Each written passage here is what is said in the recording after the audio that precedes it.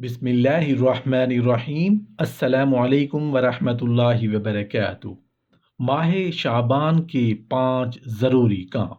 محترم ناظرین، اللہ پاک نے جو ہمیں زندگی عطا کی ہے، بروز قیامت اس کے ایک ایک لمحے کا، ایک ایک پل کا حساب و کتاب دینا ہوگا۔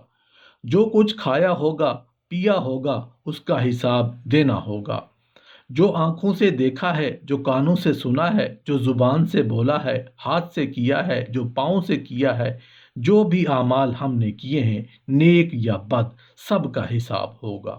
ریت کے ذرے کے برابر کسی کے ساتھ زیادتی کی ہوگی، ریت کے ذرے کے برابر کسی نے ہمارے ساتھ زیادتی کی ہوگی، تو اس کا پورا پورا بدلہ لیا اور دیا جائے گا۔ ہم انسان فطرتی طور پر کمزور ہیں، چاہتے ہوئے یا نہ چاہتے ہوئے ہم سے غلطیاں اور گناہ سرزد ہوتے رہتے ہیں۔ آنے والے 2 مہینے ماہ شعبان اور ماہ رمضان رحمتوں والے، برکتوں والے اور بخشش والے ہیں۔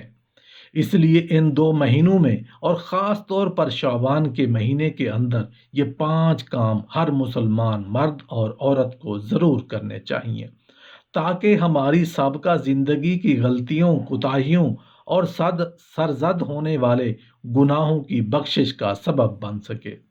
اس مہینے یعنی ماہ شعبان کے اندر سب سے پہلا کام یہ کرنا ہے کہ آپ اس کے چاند کو دیکھنے کا اہتمام کریں۔ ویسے تو ہر مہینے کا چاند دیکھنا سنت ہے، لیکن آپ صلی اللہ علیہ وآلہ وسلم شعبان کے مہینے کا چاند بہت زیادہ اہتمام کے ساتھ دیکھا کرتے تھے۔ دار قطنی میں ایک حدیث ہے جس کا مفہوم کچھ اس طرح ہے کہ حضرت عائشہ صدیقہ رضی اللہ عنہا سے روایت ہے کہ آپ صلی اللہ علیہ وآلہ وسلم جتنا شعبان کے مہینے کے چاند کو دیکھنے کا اہتمام کرتے تھے، حفاظت کرتے تھے، اتنا کسی اور مہینے کے لیے نہیں کرتے تھے۔ تو اس لیے اس کے چاند کو دیکھیں کہ اس وجہ سے کہ ایک تو یہ مہینہ برکتوں والا ہے، اس کے بعد رمضان کا مہینہ آ رہا ہے، تو جب اس کا چاند دیکھیں گے، اس کی تاریخوں کو گنیں گے، تو ہم رمضان المبارک کا انتظار کرنے والے بن جائیں گے۔ ماہ شعبان میں دوسرا کام یہ کرنا ہے کہ اللہ سے ہدایت کی دعائیں مانگے، اپنے لیے، اپنے گھر والوں کے لیے، دوست احباب کے لیے، رشتہ داروں کے لیے، ہمسایوں کے لیے۔ یا اللہ پاک، ہم کمزور ہیں، گنہگار ہیں، لیکن آپ کی رحمت ہمارے گناہوں سے زیادہ ہے، ہمارے گناہوں سے بڑی ہے۔ یا اللہ، اپنی رحمت سے ہمیں ہدایت یافتہ لوگوں میں شامل فرما۔ جو ہم نے زندگی میں غلطیاں، کوتاہیاں کی ہیں، اپنے کیے پر شرمندہ ہیں، یا اللہ ہمیں معاف فرما دے۔ بے شک آپ کے علاوہ ہمارا کوئی نہیں جو ہمیں معاف فرما سکے۔ یا اللہ پاک، ماہ شعبان برکتوں والا مہینہ ہے، پورا سال ہمارا دل جو غافل رہے ہیں، غفلت بھری زندگی جو ہم گزار چکے ہیں، یا اللہ اپنی رحمت سے ماہ شعبان اور ماہ رمضان اور آنے والی بقیہ زندگی کو قیمتی بنا دے۔ قرآن و سنت پر عمل کی توفیق عطا فرما۔ ماہ شعبان میں برکت کے لیے دعائیں کریں، اپنے لیے بھی برکت کی دعائیں کریں اور دوسروں کے لیے بھی کریں، اس لیے کہ جو آدمی دوسروں کے لیے دعا کرتا ہے تو اس کی دعا جلد قبول ہوتی ہے۔ اور لوگوں کو اپنے لیے دعا کے لیے کہیں، اور آپ خود کسی اور کے لیے دعا کریں۔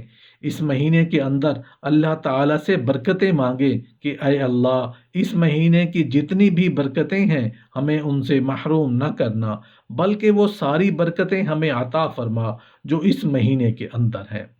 ماہ شعبان میں تیسرا کام جو کرنا ہے وہ ہے روزوں کی کثرت۔ اس مہینے کی برکتوں کو سمیٹنے کے لیے کثرت سے روزے رکھیں۔ حضرت عائشہ صدیقہ رضی اللہ عنہ فرماتی ہیں کہ نبی پاک صلی اللہ علیہ وآلہ وسلم لگاتار روزے رکھتے تھے، یہاں تک کہ ہم کہتے کہ ابھی آپ صلی اللہ علیہ وآلہ وسلم روزہ نہیں چھوڑیں گے۔ پھر آپ صلی اللہ علیہ وآلہ وسلم کبھی روزہ چھوڑ بھی دیتے تھے، تو ہم یہ کہتے ہیں کہ آپ صلی اللہ علیہ وآلہ وسلم اب روزہ نہیں رکھیں گے، یعنی اتنی کثرت کے ساتھ آپ صلی اللہ علیہ وآلہ وسلم روزے رکھا کرتے تھے۔ اور روایات میں یہ آتا ہے کہ آپ صلی اللہ علیہ وآلہ وسلم کے نفلی روزے زیادہ تر اسی مہینے یعنی ماہ شعبان کے اندر ہوا کرتے تھے، اور مہینوں کے اندر بھی آپ صلی اللہ علیہ وآلہ وسلم روزے رکھا کرتے تھے، لیکن اس مہینے کے اندر پورا مہینہ تو نہ رکھیں، لیکن زیادہ سے زیادہ روزے رکھیں۔ اور اس مہینے کے اندر روزے رکھنے کی ایک اور وجہ یہ ہے کہ اس مہینے کے اندر موت کے فرشتے کو ان تمام لوگوں کے نام دیے جاتے ہیں جنہوں نے اس سال مرنا ہوتا ہے۔ تو روزوں کا اہتمام کریں، پورے مہینے کے نہ رکھیں، اور نہیں تو کم از کم 13، 14 اور 15 تاریخ کا روزہ رکھ لیں۔ اگر زیادہ بھی رکھ سکتے ہیں تو رکھیں، پورے مہینے کے نہ رکھیں، اکثر روزے رکھ لیں۔ اس ماہ شعبان کے اندر چوتھا کام جو آپ نے کرنا ہے وہ ہے رمضان کی تیاری کرنا۔ رمضان کے لیے اس مہینے کے اندر اپنے آپ کو تیار کریں۔ تیاری کیسے؟ کہ اس مہینے کے اندر آپ کثرت کے ساتھ روزے رکھیں گے تو آپ روزوں کے عادی بن جائیں گے، عادت بن جائے گی۔ اور جیسے کہ رمضان برکتوں کا مہینہ ہے تو ثواب کمانے کا مہینہ ہے، تو اس لیے شعبان کے مہینے سے ہی ثواب کمانا شروع کر دیں، غریب لوگوں کے اوپر خرچ کرنا شروع کر دیں، صدقہ کریں، لوگوں کے حقوق کا خیال رکھیں۔ ویسے تو پورا سال یہ کام کرنے چاہیے، لیکن رمضان کی وجہ سے، رمضان کی برکتوں کی وجہ سے اس مہینے کے اندر نیکیوں والے کام زیادہ سے زیادہ شروع کریں، اور انہی کاموں کی وجہ سے آپ کی رمضان کی تیاری بھی ہو جائے گی۔ اور اس مہینے یعنی ماہ شعبان کے اندر جو پانچواں کام آپ، میں اور ہم سب نے کرنا ہے وہ ہے شب بارات کی عبادت۔ شب بارات شعبان المعظم کے مہینے کی 15ویں رات ہے۔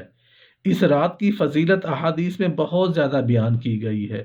اللہ تعالیٰ شعبان کی 15ویں رات کو اپنی مخلوق کی طرف متوجہ ہوتا ہے، اور پھر اللہ تعالیٰ مشرک اور بغض رکھنے کے علاوہ سب کی مغفرت فرما دیتا ہے۔